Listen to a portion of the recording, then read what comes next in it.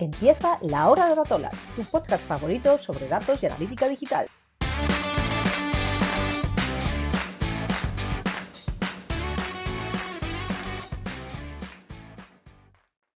En esta ocasión vamos a hablar sobre la gestión de datos en investigación, algo de lo que personalmente no tengo mucha idea y tengo muchas ganas de aprender, la verdad.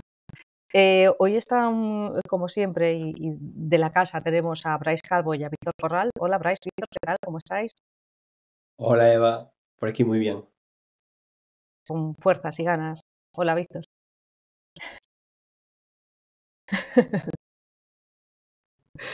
Ahí queda la felicitación de año. Em, y bueno, tenemos hoy con nosotros para hablar de este tema a un experto en la materia, que es Ander Astudillo. Hola Ander, ¿qué tal? ¿Cómo estás?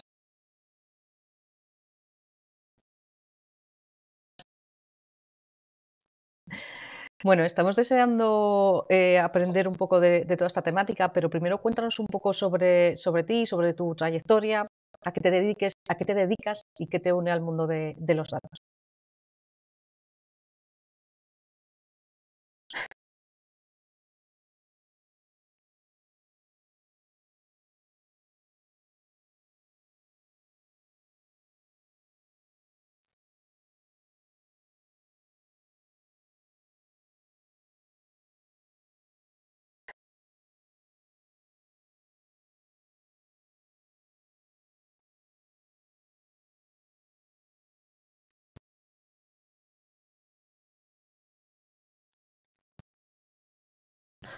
Bueno, pues entramos de lleno en el tema.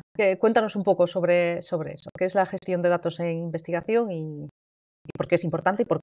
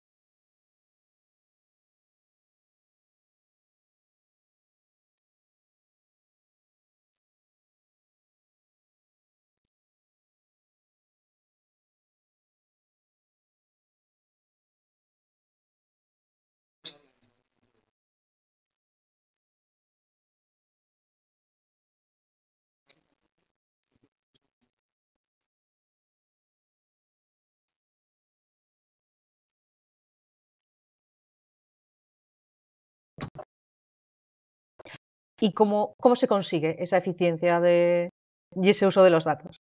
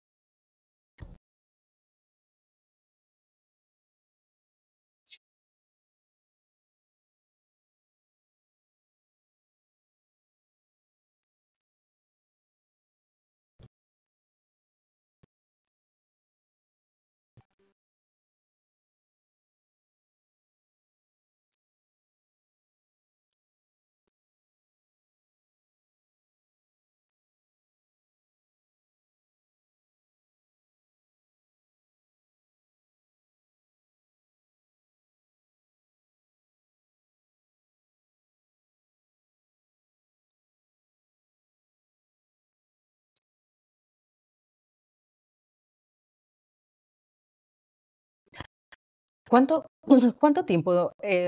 O sea, porque por lo que dices, ¿no? Es algo que entiendo que se ha repetido en el tiempo hasta que se ha dado alguien cuenta de este problema, ¿no? De esta problemática de que no son reproducibles los, bueno, pues las investigaciones y demás por el tema de los datos y demás. ¿Cuánto tiempo hace que nace esta disciplina, por decirlo, por llamarlo de alguna forma, ¿no? De intentar hacer esas buenas prácticas, esas buenas prácticas y hacer de alguna forma esa estandarización.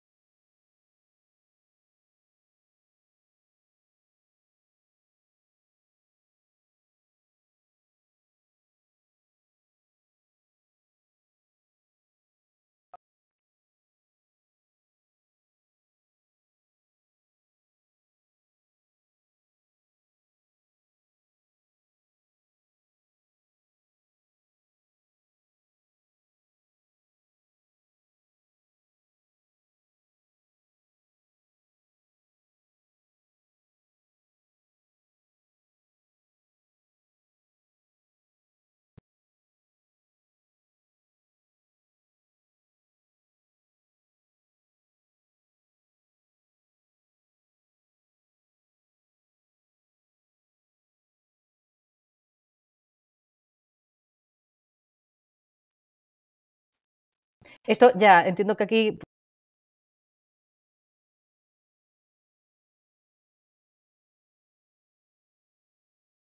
Y esto toma forma a nivel estatal, distintos grupos de científicos y demás. Es decir, a nivel continental, ¿cómo os ponéis de acuerdo? ¿Va Europa por un lado y Estados Unidos por otro, como suele pasar? ¿O, o hay algún tipo de consenso a nivel científico? No sé.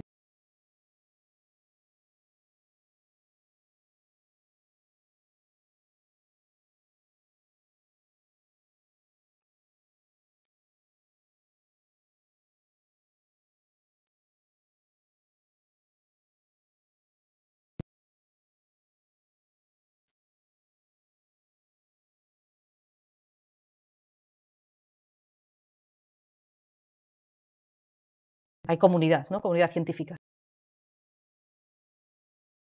Que hay como comunidad científica.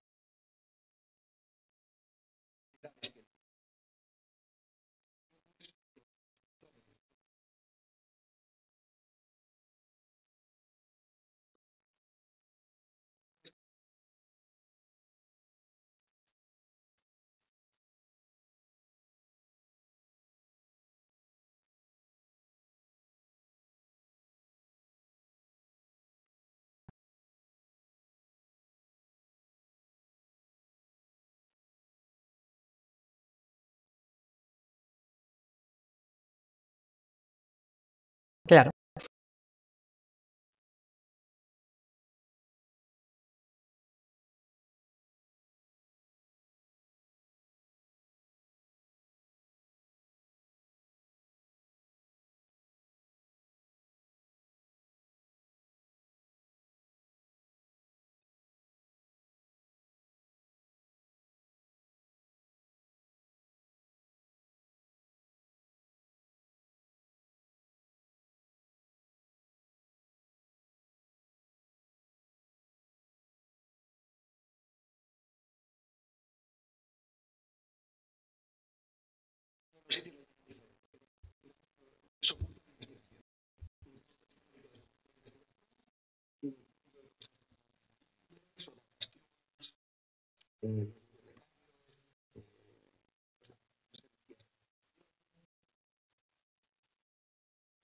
Investigación, sí.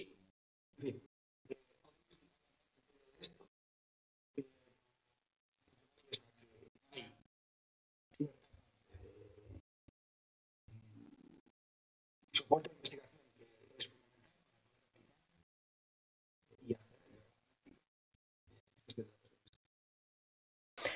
Claro, al final tiene todo el sentido que, bueno, lo que dices, ¿no? Que los científicos quieren dedicarse a investigar lo que les gusta, ¿no? Que para eso son científicos, sin tener que estar preocupándose de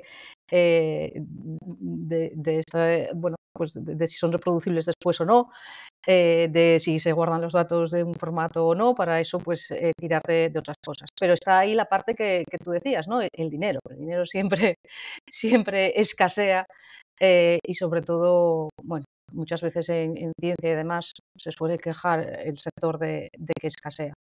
Em, claro, ¿cómo se financian estas cosas? ¿Hay financiación privada? ¿Todo público? ¿Cómo es?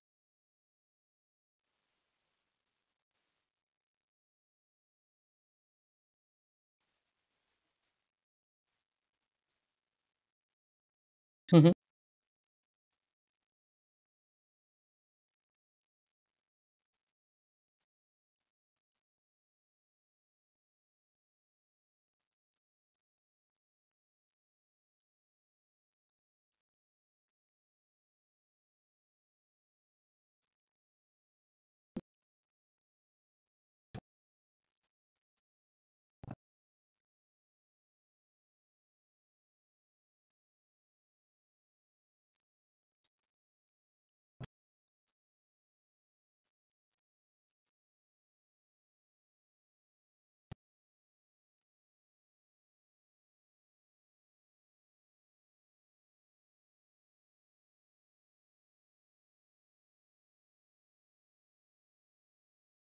Claro, cada uno tiene sus propios mecanismos, ¿no? Al final, sus propios.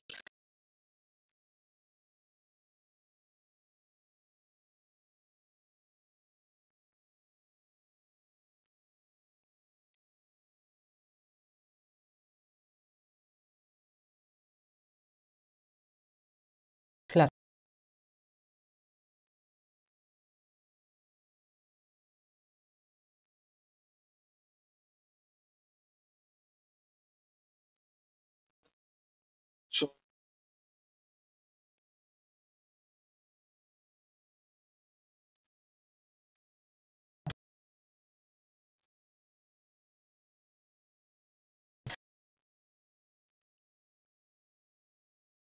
Sí, sí, o materiales, o claro, no personal, materiales, lo que sea.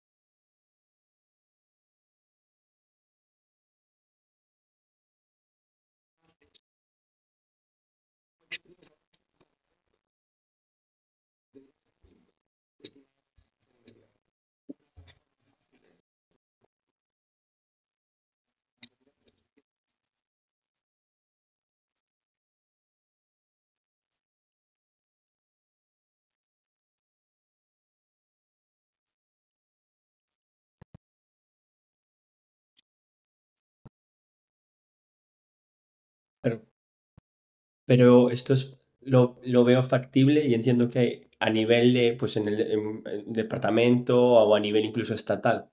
Pero aquí el tema es que si quien aprueba los papers no lo mete como requisito, entiendo que el problema no se resuelve.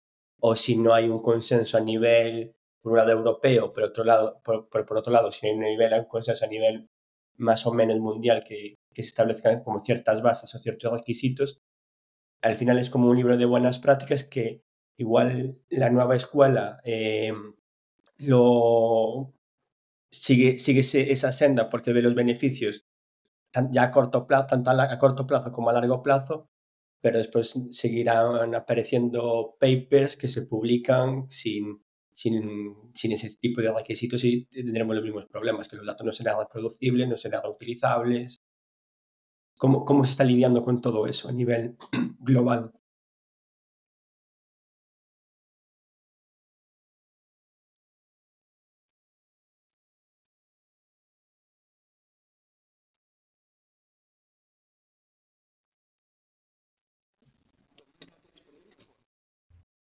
Y si lo pueden hacer, si tenemos los datos eh, tradicionalmente, tener los datos, tener la información, tener el poder. Y entonces hay un incentivo peligroso para no compartir tus datos. Afortunadamente, la mayoría de la gente ya piensa diferente, la mayoría de los científicos. Y están viendo que efectivamente no me sale el nombre ahora. ¿Cómo se dice? El que da el dinero público. Los que financian. ¿No? Sí, los financiadores. Total, que esos están diciendo, vale, como a mí se me echan al cuello si no justifico a dónde va mi pasta, yo quiero que uno de los requisitos sea que me justifiques qué vas a hacer con tus datos. ¿Cómo vas a hacer que tus datos sean sostenibles en el futuro? Y no hablo solamente de los datos que tienen que ver con aquellos que sostienen tu hipótesis y tu paper, sino ya desde el principio, todos los datos, incluso en bruto, que has llegado a utilizar. Tú como investigador puedes querer utilizar muchos datos y coger datos de todos los lados, pero también si esos datos no están disponibles, no se recogieron y tal en base a ciertos criterios, igual son una basura de datos. Quiero decir que sí, tienes muchos datos, pero no tienes calidad sobre esos datos o nadie te asegura. Esa es otra dimensión. Pero bueno, vamos a aparcar esta cuestión en un momento y termino con el tema de los requisitos. Efectivamente, cuando hoy en día se publica que hay dinero aquí en este organismo para hacer este tipo de investigaciones, y los científicos dicen, vale, pues yo quiero dinero para hacer esto, quiero dinero para hacer esto, quiero dinero para hacer esto. Hoy en día no vale solo con justificar que es el mejor proyecto científico, sino que también ya tienes que empezar a explicar y proveer lo que llaman un Data Management Plan, un plan de gestión de datos, en el que tienes que justificar por qué deberías recibir dinero no solamente para hacer lo que quieres, sino para generar datos. O cómo vas a explicar que los datos que tú generes, o que uses, o que modifiques y pongas en tu coctelera y generes, ¿cómo los vas a tener disponibles durante, la estimación es 10 años? Y voy a terminar diciendo que los sitios de financiación pública que yo conozco no financian la gestión de datos. Es una cosa muy curiosa. Empiezan a requerirlo, empiezan pero no lo financian. explicar que lo justifiques, pero te dicen, bueno, búscate tú la... Pero búscate tú la vida para... Así. Ya, pero no lo cubren, no dan una partida para, oye, te doy este dinero para que hagas eso. Efectivamente. Yo no conozco ningún sitio en el que con dinero público puedas pagar el almacenamiento de datos durante 10 años. Ya. Porque al final tú vienes de ahí, de la parte de la nube, de trabajar ahí. Entiendo que las dos cosas están muy vinculadas. Pero la nube también hay que pagarla. Ya, pero entiendo que o sea, son dos temas bastante vinculados. Es decir, tú trabajabas ahí, los investigadores entiendo que alojaban ahí sus datos pero luego está el tema de cómo se alojan esos datos, cómo se buscan después. Claro. Esta es otra cuestión en tema de financiación. Cuando tú solicitas financiación para tu proyecto, normalmente lo que te dan es financiación para, digamos, para trabajar.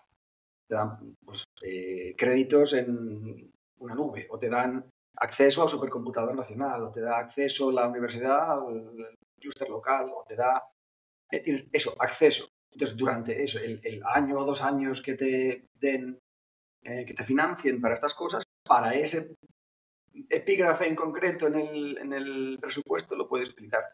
Incluso a veces puedes tener suerte y si eres un grupo de investigación más o menos grande, te pueden financiar parte del salario de alguien. Pero rara vez, y una vez que estás trabajando en estos sistemas, tienes acceso al almacenamiento local dentro de lo que sería el espacio para tu proyecto, este tipo de cosas. Efectivamente, ahí es muy difícil compartir nada. Y desde luego, 1 o 2 años no es el largo plazo. Claro. Y bueno, en concreto en Holanda, la financiación es así, bastante efímera en cuanto a gestión de datos. En vuestro trabajo, entonces, lo que tenéis que velar un poco es, bueno, claro, os tenéis que pegar un poco con esta parte de financiación, entiendo, pero después también tenéis que velar sobre todo en tu rol específico, que tendrías que velar un poco por qué formato van a tener esos datos, cómo se van a almacenar, qué requisitos tienen que tener, si cumplen con privacidad o no. Pero que estamos hablando de investigaciones en general, que entiendo que son investigaciones de cualquier tipo, desde algo industrial a una investigación para temas médicos, farmacéuticos. Claro, si igual son análisis de personas con X enfermedad que voy a ir siguiendo, todo eso en temas de privacidad, me imagino que puede ser complejo también. Análisis de ADN. Exacto. No hay nada más personal que tu propia definición de ti mismo en una base de datos ahí. de letras, A, C, G y T. Pues efectivamente, todo eso y más es lo que hace que la gestión de datos de investigación sea muy compleja. Hay muchísimas dimensiones. Por eso te decía, es difícil definir gestión de datos de investigación como distinta. Claro, es que la investigación investigación es una palabra tan genérica. Efectivamente. Entonces, una cuestión es lo que decías, ¿a qué nos dedicamos? Bueno, pues sobre todo los consultores que estamos en gestión de datos de investigación, intentamos ayudar a las instituciones en sí, que tendrán personal para dar soporte a la investigación, a que tengan servicios disponibles para que puedan cumplir con parte de las buenas prácticas de gestión de datos de investigación, o idealmente no hace falta construir nada nuevo. Esta es mi propia visión del mundo. Yo creo que nuestra misión sería que no haga falta nada nuevo o nuevas herramientas para hacer gestión de datos de investigación, sino que tú simplemente por hacer tu trabajo utilizando las herramientas de tu día a día, las más adecuadas para tu disciplina, ya estés haciendo las cosas, digamos, bien, que haya un soporte de las propias herramientas para que vayan extrayendo información o lo que llamamos metadatos para que la gestión de datos de investigación se vaya haciendo, digamos, por ti o para ti y que luego, a partir de ahí, pues los datos estén disponibles para quienes tienen que estar, accesibles para quienes tienen que estar, idealmente diferentes partes protegidas para según si eres miembro del equipo activo o no, según permisos debes tener. Bueno, todo eso todavía claro, no la existe. gestión de usuarios ahí también, ¡buah! Claro. ¿De quién accede a estos datos? Que no pueda cualquiera entrar tampoco a esos datos, aunque se vayan a ser utilizables, que no pueda cualquiera entrar a tu ADN. Voy a lo que planteaba Víctor antes, que lo hemos dejado aparcado. Hoy en día, otro titular, no voy a darle título. Voy a ponerlo genérico. Tradicionalmente, si tú piensas en ciencia, científicos, tú vas a tener grandes nombres de la ciencia en medio. No voy a nombrar ninguno para no meterme en berenjena. Digamos que hoy en día, un investigador individual no se hace grande. Hoy en día es un grupo de investigación y además es un grupo colaborativo que que va más allá de tu institución, sino que tienes varios colaboradores en diferentes instituciones, en diferentes partes del mundo, con diferentes idiomas, diferentes políticas, en fin. Eso es la ciencia de hoy en día. Ya. Si nos paramos a pensar en que los departamentos de tecnologías de la información de los centros de investigación habituales, voy a decir universidades, porque algo piensa en hospitales universitarios, para ponernos en un sitio más complicado, ellos lo que quieren es asegurarse de que no va a haber ninguna posibilidad de que haya filtraciones, de que haya accesos inadecuados, en fin. Y sin embargo, vemos bastante a menudo que la universidad no sé qué ha sido objeto de un ataque de ransomware. Y entonces, un montón de información está ahí bloqueada. O hospitales, o otros centros de investigación también se nos pueden ocurrir. Bueno, pues ahí tienes un dilema importante. ¿Cómo haces?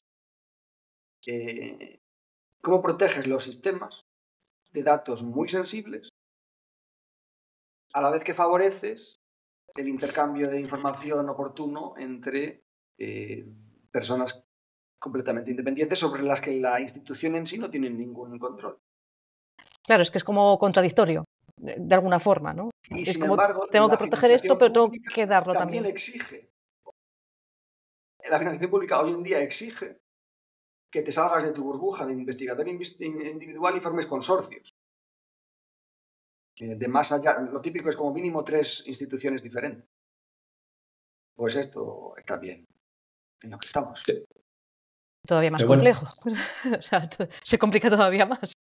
pero son problemáticas que realmente ya siempre existieron, simplemente que igual antes se mandaban un disquete y que tardaba 10 días en llegar, y ahora todo eso es más inmediato y bueno, hay que tener en cuenta todas las medidas de seguridad para evitar estos problemas, pero claro, aquí el problema es que o el problema que me imagino, si el laboratorio o los grupos de investigadores trabajan con A, el otro trabaja con B, A no es compatible con B, un poco como cuando abrías un documento y que si no era Word no había forma de abrirlo o viceversa, que ahí es un poco el gran problema. O si entregas directamente un paper que tiene unos datos asociados, un paper que al final va a ser de uso público, y no hay esos datos, o esos datos están incompletos, o se cargan en un sistema que no es abierto cuando realmente se establece como requisito que los datos se tienen que disponibilizar en un sistema abierto, no en una licencia privativa de saber Dios cuántos miles de euros. Creo que por ahí también es un poco el tema de cómo está evolucionando los grupos de investigación, cómo están alineados. Si entre ellos más o menos empiezan a alinear, empiezan a trabajar de una forma conjunta, si cada uno va, a mí me gusta esto y a mí me gusta, por ejemplo, Python y a nosotros les gusta R y no hay forma de que se hablen entre sí. ¿Cómo se lidia con todo eso?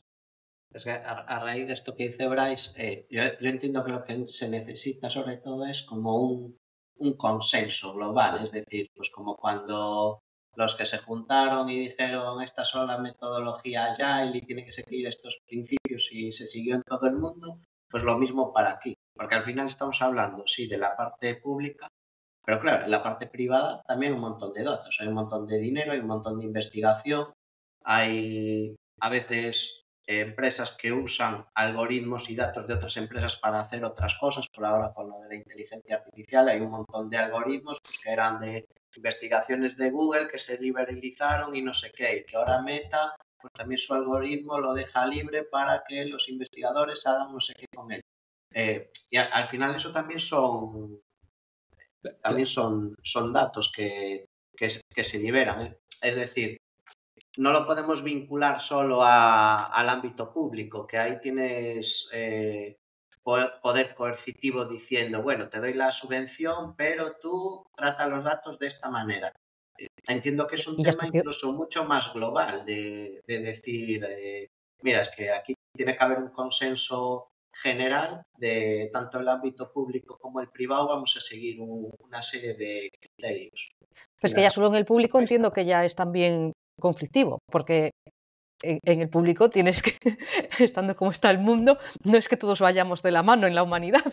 Es decir, Claro. que también incluso, ya solo a nivel público, es lo que dice Víctor, ¿no? A nivel público, o sea, ya es fastidiado porque cada país y demás va por un lado, lo estamos viendo todos los días, y encima añadir el privado ya es una locura. O sea, es muy utópico, ¿no? Pensar que se pueda conseguir esto. Solo se me ocurre que vengan alienígenas en el futuro y entonces todos nos pongamos contra ellos Y nos y comen. ahí vayamos todos a una.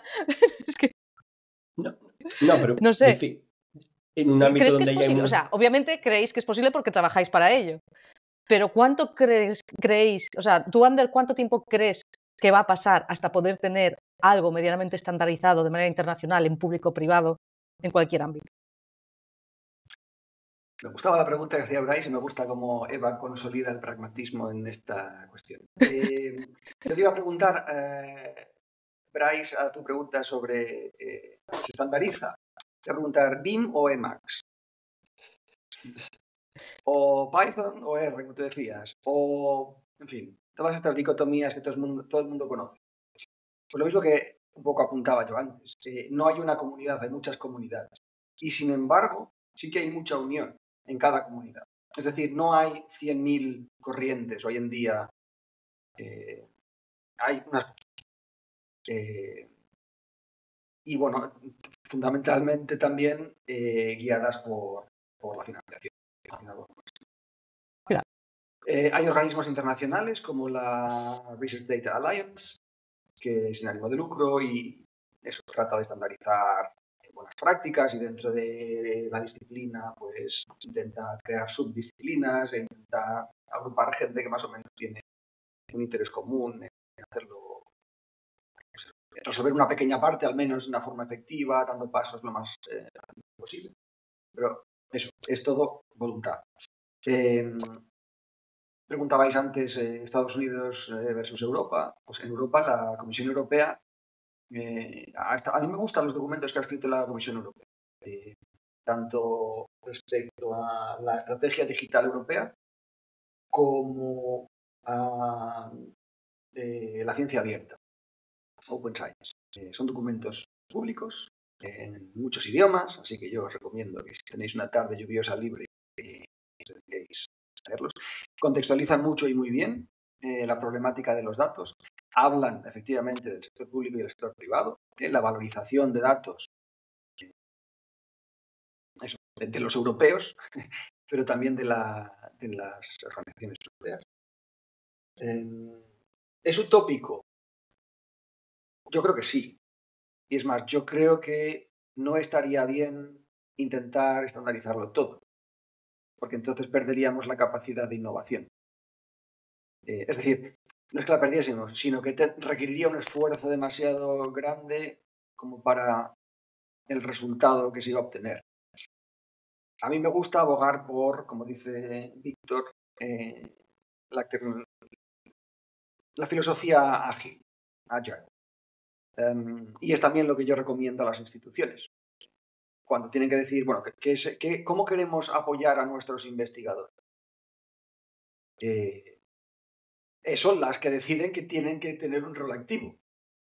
Y ahí dejo el dardo para quien se quiera acercar. Claro, pero para mí el problema realmente es, una cosa es que tú al final en un proceso, incluso dependiendo de la madurez, empiezas haciendo un tinglado demasiado complejo y mantenible, poco robusto, bla, bla, bla, pero a medida que vas evolucionando, vas mejorando todo eso, vas viendo las ineficiencias. Para mí el problema es que si no si no se exigen ciertas cosas, por ejemplo, a la hora de entregar un paper, pues se seguirá sin hacer ese proceso.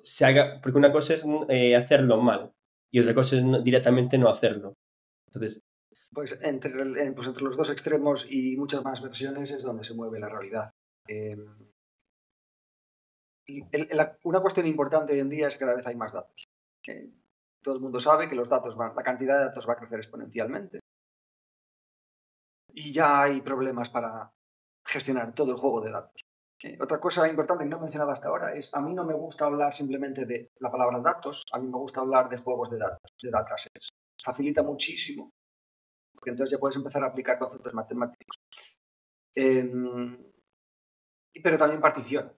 Es decir, como apuntaba Bryce, resolverlo todo de una vez no es factible. La realidad dice que nadie es capaz de tener en su cabeza todo para resolver todo de una vez. Pero sí que se pueden dar pasos, lo que decía, en una forma iterativa. Y no por cada paper. Eso sería demasiada granularidad. Desde mi punto de vista, lo que tienes que hacer es tener el entorno en el que poder hacer ciencia de forma que vas a poder hacer gestión de datos de investigación o beneficiarte de la gestión de datos de investigación que hagan tus compañeros o tus colegas, tus pares en otros sitios. Entonces, efectivamente, solemos hablar de que cualquier cambio requiere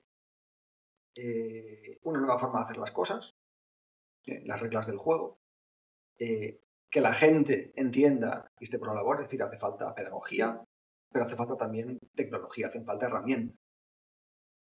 Pues con esos tres elementos hay que jugar para materializar el cambio. ¿Y qué significa para una institución que quiera dar soporte a gestión de datos de investigación? Bueno, pues significa, primero, apartar dinero para que haya gente que se pueda dedicar a hacer esto. Se puede hacer de forma eficiente en base a lo que ya hay. Lo que decía, en muchas instituciones, sobre todo en el mundo anglosajón, empezaron haciendo gestión de datos de investigación a base de considerar la parte de preservación de datos en la biblioteca. Las bibliotecas saben hacer gestión de inventarios, de libros y artículos y papers y journals desde hace décadas. Bueno, pues explicando un poco el tema necesario para la gestión de datos, pues que no pueden empezar a ayudar ellos con la preservación de datos, la preservación de juegos de datos. Tiene sentido. Visto así hasta parece una evolución natural. Pero claro, tienes que darles tiempo. Si quieres que la misma gente, si de repente tenga que hacer más cosas, pues claro, vas a tener un motivo. Otra cuestión es, ¿quién decide lo que son buenas prácticas para la institución? Pues el ejemplo de antes, BIM o Emacs. Tradicionalmente, por cada disciplina científica, al menos hay dos corrientes diferentes, además que se llevan fatal.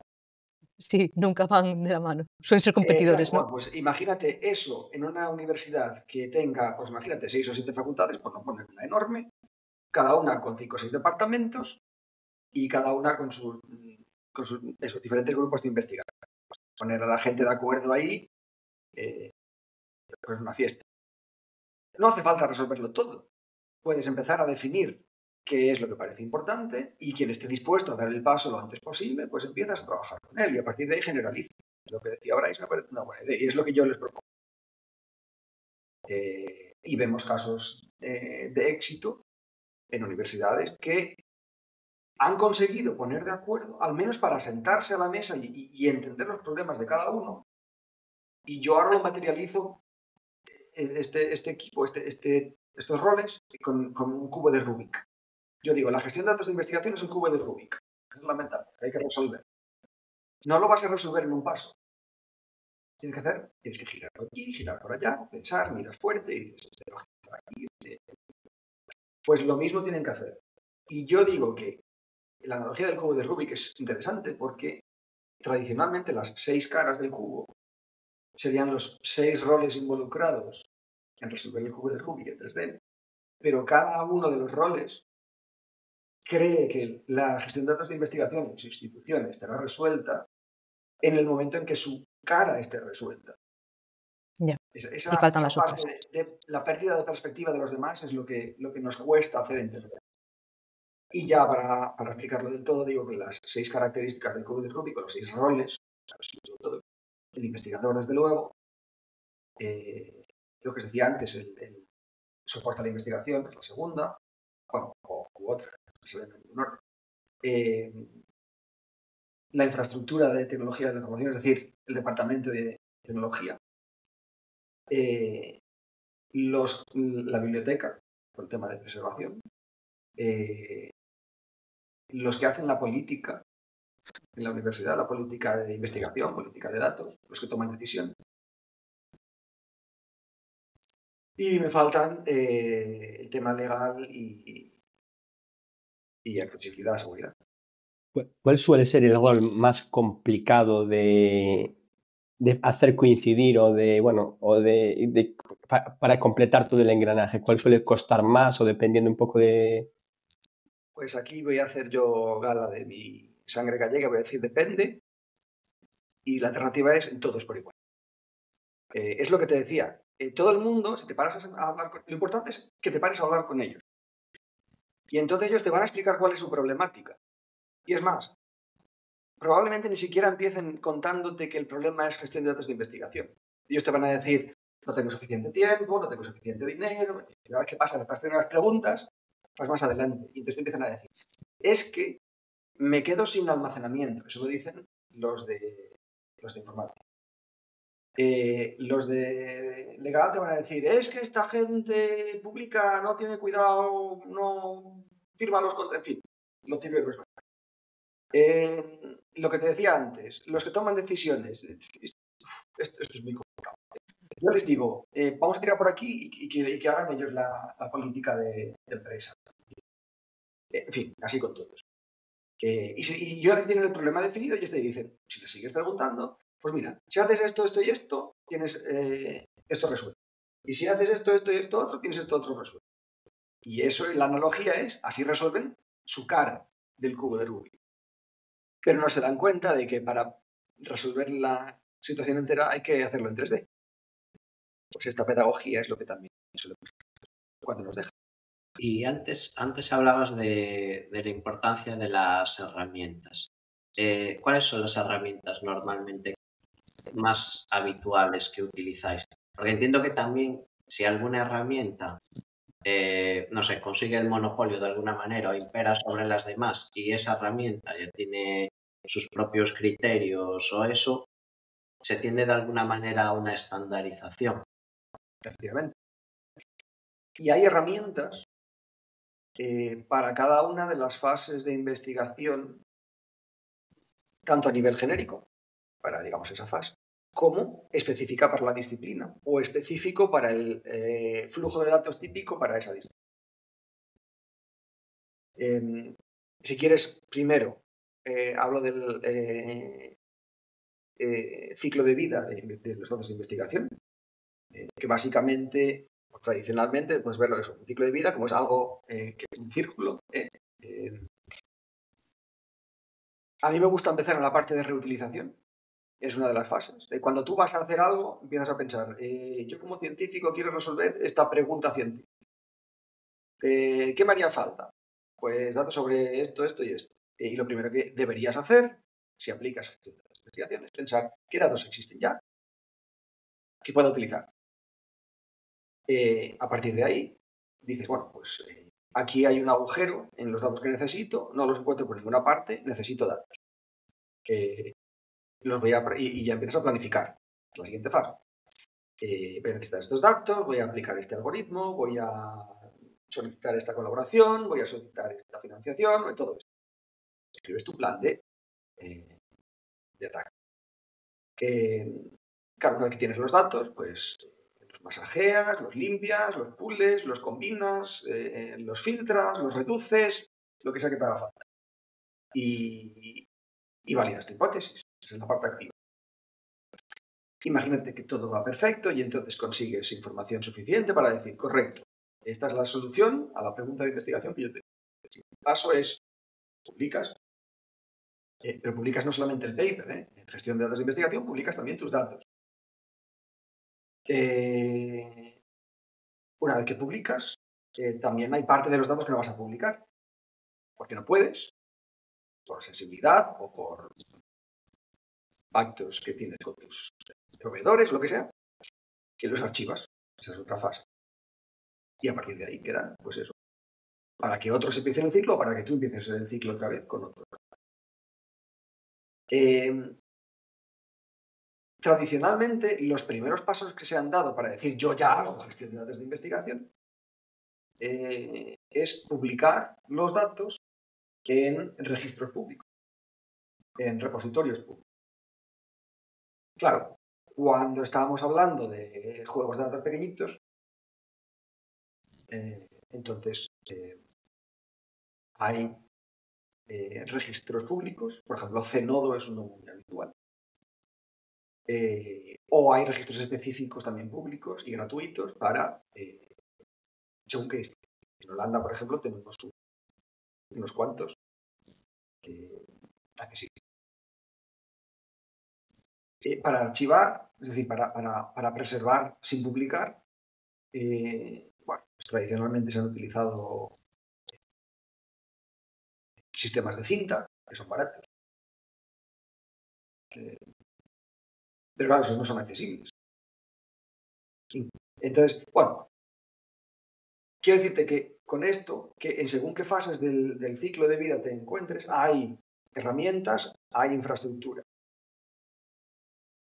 Cuando hablamos del mundo ideal, a mí me gustaría pensar que existe algo que llamamos la plataforma de gestión de datos, en la que los datos son el centro, suelo representarlo con una diana. Entonces, en el centro de la diana tienen los datos que están en algún tipo de soporte físico, da igual.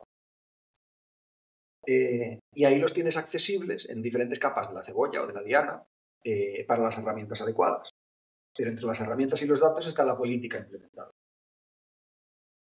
Entonces, ¿hay algún sistema hoy en día que provea todo esto, que además sea efectivo y eficiente y que además, bueno, en fin, pues, hombre, directamente podría decir no, pero sí que hay cosas que se le parecen. Y en concreto nosotros utilizamos un software que se llama iRods, que aparte de todo esto que explico, que tiene control de acceso de usuarios, que tiene gestión de objetos y colecciones, que puedes mapearlo si quieres a archivos y carpetas. Tiene metadatos asociados. Es decir, tú puedes asegurarte de que independientemente de dónde estén los datos dentro de iRods, los metadatos están siempre asociados al objeto o la colección concreta y adecuada. Y también tiene implementación de la política. Es decir, tú puedes tener cosas como si llegan datos de este tipo, aplica no sé qué. Y prepara no sé cuánto y haz que extrae metadatos de la continua. O puedes tener cosas como durante los años bisiestos, el 29 de febrero no se puede hacer no sé qué. O puedes tener cosas como los datos que no se han tocado en el último mes, pásamelo a un sistema de almacenamiento más barato. Y si pasa otro mes, a otro más barato. Y si pasa otro año, destruye. En fin, este tipo de políticas es algo que es lo que te decía, deberían estar diseñadas para la institución o para la comunidad, por la comunidad, y delegada su gestión y su mantenimiento a eso, soporte a la investigación. Y tengo que reconocer que no es el sistema más amigable, pero puede hacer muchas cosas. Y con ello trabajamos. Hay, desde el punto de vista, es una herramienta muy bajo nivel. Entonces, hay otros equipos que se han dedicado a intentar hacerlo más accesible al usuario final. Por ejemplo, que no haga falta utilizar una línea de comandos. Y hay ejemplos de eso también. ¿Y ese software es open source? ¿Es privativo? Sí, es open source. Y hay un montón de plugins. Es bastante modular. Entonces puedes utilizarlo tanto desde dentro como desde fuera para construir cosas a mano. Y hay instituciones por ahí adelante que se han montado infraestructuras muy importantes. Entiendo que O sea, como surge que- herramienta que... Dale, dale, Vanessa. Entiendo que como herramienta que al final está en el ciclo de vida de cualquier proyecto, que al final le gusta o no a los investigadores, cierta capacitación en ella tienen que tener. Hay que hacer también cierta evangelización para que esto es una herramienta más que forma parte de vuestro laboratorio. cuanto más plugins haya, entiendo que será mucho más transparente y menos tiempo tendrán que invertir o más transparente será para ellos, pero entiendo que algo de formación en ella van a tener que tener. Y ahí es donde entra lo que yo te decía. Yo creo que la gestión de datos de investigación habrá cumplido su misión si es capaz de esconder todo esto. Es decir, que no te haga falta ningún tipo de capacitación para que tú puedas hacer tu ciencia usando tus herramientas y que las herramientas por debajo sean capaces de hablar con la plataforma de gestión de datos para hacer lo que tradicionalmente hacían y además facilitar la parte de gestión de datos. Pues, por ejemplo, la extracción de metadatos o que faciliten poner los metadatos con los datos o cualquier otra cuestión. Y este software entiendo que es comúnmente utilizado por varias comunidades. ¿De dónde surge? Entiendo que de la propia necesidad, ¿no? de alguna de estas corrientes que quiere Efectivamente. llevar todo esto. Lleva ya bastante tiempo, pero lo que decía, yo creo que por cómo es de tan bajo nivel, cuesta que más gente se meta y se dedique a ello. Claro, un paso sería lo que decías, ¿no? Bueno, aparte de lo que decía Bryce de evangelizar y decirles a todos, oye, pues tenéis que utilizarlo y demás, el desarrollar, si está modular y flexible, que sea más accesible a gente que igual no tiene pues, esos conocimientos técnicos, que tienen otros conocimientos, pues son investigadores en sus campos, ¿no? No pueden saber de todo. Claro, pero voy a poner el ejemplo que ha traído Bryce también sobre la mesa, R y Python. R originalmente era un lenguaje para estadística. Pero hubo gente que le pareció interesante y se dedicó a utilizarlo para algo más y luego decían, joder, pero este es muy bajo nivel. Y entonces se dedicaron a crear cosas como RStudio. Y entonces de repente era mucho más fácil porque no tienes que instalar casi nada, solo tienes una interfaz web. Algo parecido con Python. Python empezó siendo eso, un lenguaje de programación. Alguien dijo, oh, pero espérate, que la sintaxis puede utilizarse de forma que sea más fácil de programar que otros lenguajes más complicados. Y luego dijeron, bueno, pero si quiero hacer algo más complicado que algo más complicado, entonces ya se me complica. También como usuario. Bueno, pues alguien dijo, ¿y qué tal si nos inventamos Jupyter? ¿Qué tal si luego hacemos Jupyter Studio? ¿Y qué tal si...? Bueno. Sí. Sí, todo va evolucionando según la necesidad, claro. Y después es, bueno, un poco las masas las que la van también, ¿no? Pues claro. Adoptando o no, ¿no? Y muchas veces se han quedado cosas súper buenas por el camino porque no eran, bueno, porque no eran accesibles o porque no tuvieron el marketing adecuado o por lo que sea, ¿no? Sí. Y es un poco ir construyendo poco a poco. Con Big Data, más de lo mismo. Originalmente Big Data era un concepto bastante estrechito y bastante lejano para muchos. Pero dijeron, si tengo muchos datos, tengo Big Data. Pues sí. No. y a partir de ahí, con cuestiones como el Data Lake, procesamientos como MapReduce, que originalmente servían para mucho, hoy ya se han quedado un poco desfasados y han surgido cosas nuevas. Bueno, pues en esto estamos. Yo creo que la gestión de datos de investigación es menos práctica en cuestión de resultados. Es más intangible, es más difícil de ver cuando se hace bien. Ya. Pero, lo que decía, no es cuestión solamente de las herramientas. Puedes hacer Agile, que decías tú, Víctor, con post-its. No hace falta tener el último Confluence y la última Jira. Sí, yo lo que me refería con lo de Agile es que cuando se definió lo que era una metodología ágil, hubo una serie de personas que se reunieron en no sé dónde y firmaron ahí pues unos criterios y luego pues todo el mundo siguió esos criterios. Pues era un poco lo que decía que a lo mejor hace falta aquí de establecer unos criterios muy básicos de cómo se tienen que gestionar los datos de investigación. Pues tienen que estar disponibles en este formato, tienen que cumplir con esto.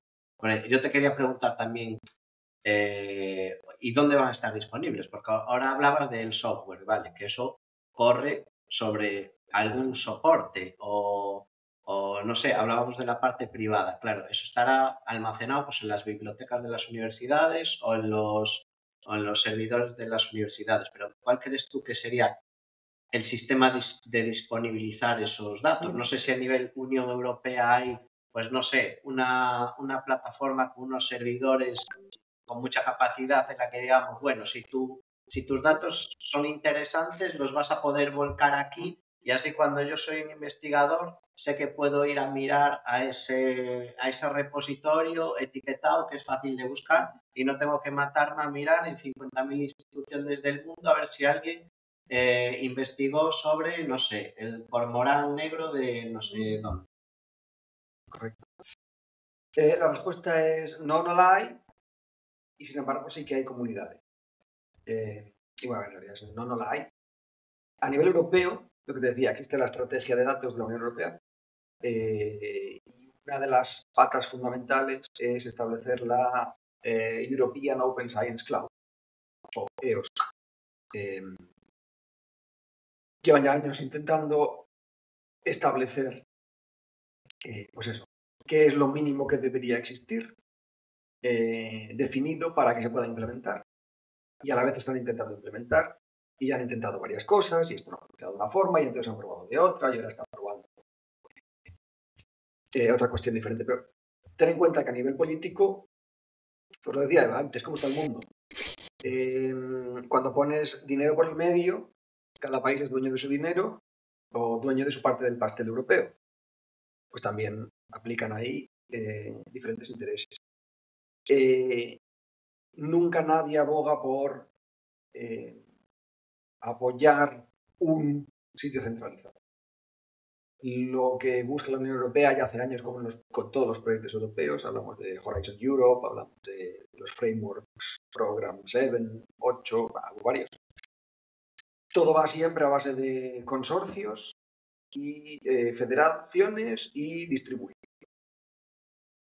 Claro, y que ahí también vuelva a entrar la política y si soy el país X que pone X pasta, pues voy a meter a X gente ahí y voy a tener X parte del pastel. Claro, efectivamente. Porque somos Y así. no solamente el país no hace ciencia, son Claro. instituciones dentro del país y dentro de la Eso es. institución diferentes departamentos y dentro del departamento propia investigación. Bueno, alguien hablaba antes, creo que decías tú, Víctor, del poder coercitivo. En ciencia hay muy poquito. Y los investigadores son muy tercos y muy cabezones. Toma, ahí tienes el titular. No, pero bueno, quiero decir, si yo te voy a dar dinero para la investigación y te exijo unos criterios, pues bueno. Ya, pues el que sabe de investigación soy yo, no. Entonces Ya, tienes que respetar. Yo no te doy la pasta si no me cumples esos criterios. Sí, me tienes que dar la pasta porque tú no puedes quedarte. Entonces estamos ahí con un tema todo el tiempo es que al final está ahí. Evidentemente hay politiqueo. Sí. No voy a negar nada de esto. Pero es lo que decía, diferentes corrientes, diferentes versiones. No es fácil. Y yo te iba a decir, al hilo de lo que preguntabas, centralicemos cuál es el consenso, busquemos un consenso. ¿Quiénes son las bibliotecas tradicionales? Tú sabes que en la biblioteca hay libros. Y si te paras a pensar, puedes buscar y encontrar la biblioteca en la ciudad a la que llegas. Pero no tienes ninguna garantía de que vas a encontrar un libro que sabes que existe en el mundo, en esa biblioteca. Pues lo mismo, yo creo que tenemos que aceptar que eso mismo va a pasar con los datos. Y es más, retomando el tema de la reproducibilidad, nos hemos centrado en los datos y yo creo que tradicionalmente todo el mundo ha pensado aquí en esta sala qué son los datos. Básicamente, colecciones de numeritos o etiquetas o lo que sea. Pero seguro que nadie de vosotros ha pensado el software también es un dato. Y es que hoy en día la gestión de datos de investigación tiende a pensar en gestión de artefactos de investigación. Y el algoritmo es fundamental. Porque la implementación que tú has utilizado hoy de un modelo de olas para calcular cómo va a evolucionar la costa de este trocito que estás investigando o esta laguna, la implementación que tienes hoy, la versión del programa que estás utilizando hoy, es diferente a la que utilizaste hace 5 años. Sin embargo, para la reproducibilidad, tienes que tener en cuenta aquello, porque si el programa metía errores, y pensemos, saliéndonos muy lejos, cómo compilar un programa en Fortran, que cada compilador, con sus diferentes parámetros de configuración, puede generar resultados diferentes cuando ejecutas el programa. Todo esto es importante. Todo esto son metadatos que deberían estar ahí. Todo esto debería estar ahí para explicar no solamente los datos en sí, sino también cómo has llegado a los datos, la procedencia, el linaje. Como los has tratado. Todo esto se puede hacer mucho más complicado. Incluso todo el procedimiento, desde que has tenido una recolección de datos hasta que has llegado a generar el resultado final de tu juego de datos para validar.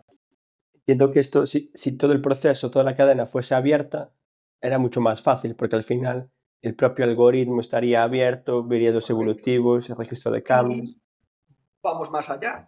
Una vez que tienes todo hecho de esta forma, ya no te hace falta el humano para la reproducibilidad. Y ahí es donde llega la I del acrónimo FAIR, que os decía. La interoperabilidad no es solamente, bueno, en realidad ninguna de las otras 4 letras es solamente para el humano, es también para la máquina. Que haya máquinas que se dediquen a buscar papers y sus resultados y sus datos y reproducir el algoritmo y toda la investigación y que digan sí, no, es incalculable. Si conseguimos hacerlo. Y entonces hay una parte de gestión de datos de investigación que dice, no basta solo con tener metadatos, sino que los metadatos tienen que tener semántica. Igual habéis oído hablar de las ontologías y la web semántica. Aquí han encontrado, bueno, eso es un concepto también de informática, que aquí han encontrado un nicho importante de poder. Hay mucha gente que se dedica a esto. A investigar sobre gestión de datos de investigación y sobre todo. Pero desarrolla un poco eso de la web semántica, ¿no? Pues para esto tenemos que hacer primero un pasito atrás.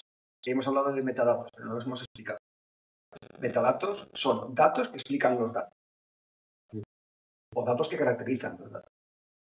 Si piensas en datos tabulares, y decías tú antes algo de de seguimiento de enfermedades, pues puedes imaginarte que alguien diseña un cuestionario que le van a hacer a cada paciente en cada visita. Y ese cuestionario, digamos que explicar esas variables que van a rellenar, pues el nombre de la variable, en qué unidades está medida, todo esto podrían ser metadatos sobre el conjunto.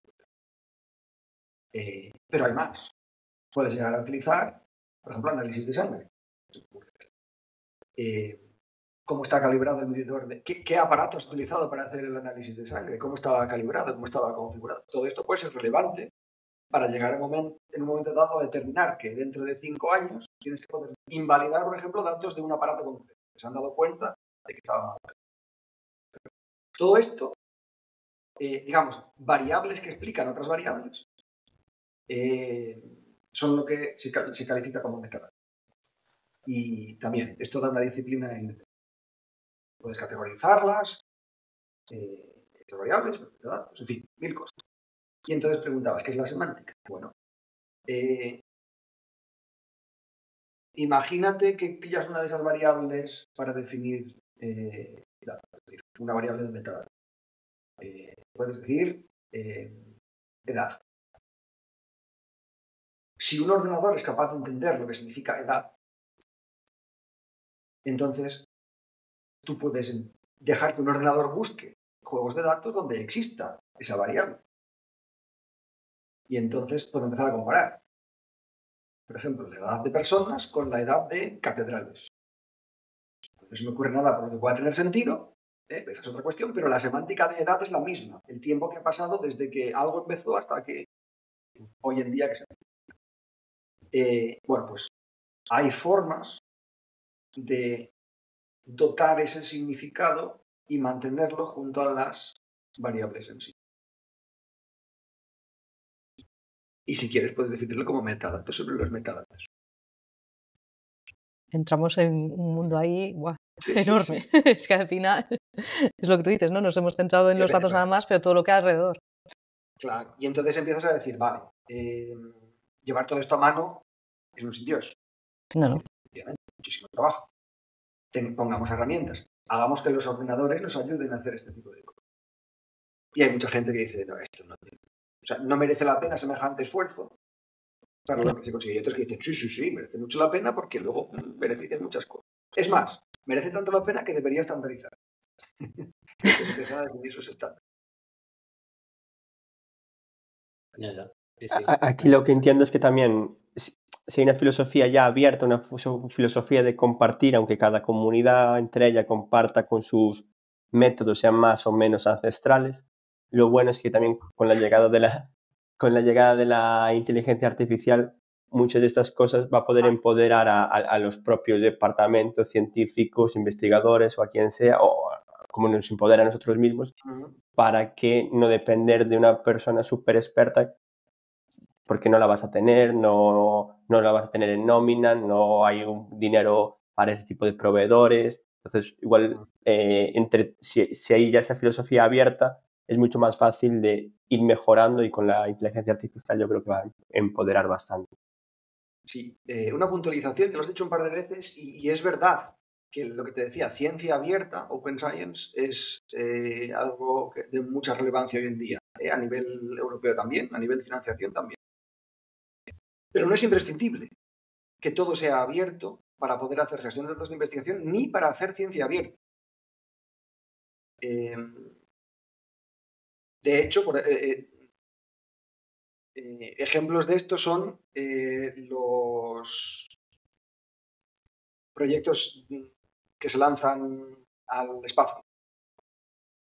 Muchos de los proyectos de la Agencia Espacial Europea o de la NASA te dan datos en abierto. Pero no te dicen todo lo que hay por detrás, ni todos los algoritmos que no. Igual te los describen, pero no te dan la implementación. O en función del experimento, hay partes del experimento que no están disponibles hasta que pasa cierto tiempo, y entonces te lo dejan al público. Mientras que si tú eres un investigador acreditado en no sé qué institución, entonces tienes acceso a más información. O te dejan los datos en abierto, pero tienen menos resolución. Y ahora que menciono esto, puedo llegar a decir que, claro, yo estaba hablando en genérico de herramientas o de formas de hacer gestión de datos de investigación. Pero, de nuevo, por buscar cierta eficiencia. No va a haber nunca nada tan eficiente como diseñar tanto el juego de datos como su procesamiento conjunto. Y hablabas antes, Víctor, de la ubicación de los datos. Es un principio bien conocido, el principio de localidad. Lo más eficiente es tener los datos donde los vas a procesar. Lo más eficiente para ese procesamiento. Pero no es necesario, o sea, no se da necesariamente siempre esta situación. De ahí que tengas que estar enviando datos de aquí para allá para que tu trabajo acabe, pues eso, en una vida de una persona y no en muchas. No, es un buen lío, porque es dónde están ubicados, qué legalidad tiene que cumplir. Efectivamente, has aceptado las condiciones de uso. ¿Pero estás seguro de que has aceptado estas condiciones? No. El tema ese que comentas, claro, entiendo que eso también es gestión de datos de investigación. O sea, ChatGPT, o ¿cómo se llama? OpenAI no te va a dar el último algoritmo porque no quiere que se lo copie, no sé, su competencia, pero a lo mejor te da el de hace 5 años que estaban trabajando ellos, y con los países igual. Pues Europa no te va a dar los últimos avances en no sé qué, en computación cuántica, porque se los va a copiar China, pero a lo mejor los que ya están obsoletos sí que los dan abierto a todo el mundo, y alguien de Perú puede usar lo que se hizo en Alemania. Entonces, sí que es cierto que por encima de toda esa capa de complejidad que nos dicen están todos los intereses, o privados de las empresas, o de los estados, o hay un montón de... O del investigador propio. Adicionalmente, mi juego de datos es mío. Mi juego de datos es mío, pero lo que decías tú antes, yo como investigador no me voy a comer nada, porque yo solo no voy a descubrir nada. Si no soy capaz de colaborar con 34 instituciones más y 16 investigadores en no sé qué sitios, no voy a poder hacer avanzar un poquito la ciencia, porque ahora no es, no sé, como cuando Copérnico descubría algo y... Al Le final cayó la manzana. un científico. A Newton le cayó la manzana. Bueno, chicos, apasionante el tema, la verdad. Yo personalmente he aprendido mucho de de cómo funciona todo esto, no de cómo funciona, sino más bien, ¿no? de la necesidad que hay ahí, ¿no? Y de la oportunidad que estáis intentando, cubrir ahí para intentar hacer algo mejor para todos y para que avancemos como humanidad, ¿no? Y que sea todo más fácil para todos. No sé si queréis hacer alguna pregunta más, porque ya llevamos aquí un tiempito largo, más de lo habitual. No sé si queréis comentar algo más o algo que se quede en el tintero, Ander, que te parezca interesante comentar. Bryce, Víctor, ¿alguna última pregunta? No. Puedo hacer una aclaración y es que simplemente hemos tocado someramente la superficie. No nos hemos metido en muchos detalles. Esto da para que mucha gente trabaje y coordine y consiga cosas. Sí, no sé. Sí, tenéis más preguntas, evidentemente. Yo creo que, yo por lo menos me he quedado con esa idea, ¿no? De que esto es algo incipiente, ¿no? Que estamos en la punta del iceberg y que hay mucho que hacer y mucho que trabajar todavía, ¿no? Ha sido un placer, Ander, poder escucharte y poder tenerte aquí. Y nada, con esto nos despedimos. Muchas gracias de nuevo, Ander, por venir. Gracias, Bryce, Víctor, por estar aquí también. Y nada, nos vemos en un próximo episodio del podcast de Datola. Hasta pronto. Chao, chao.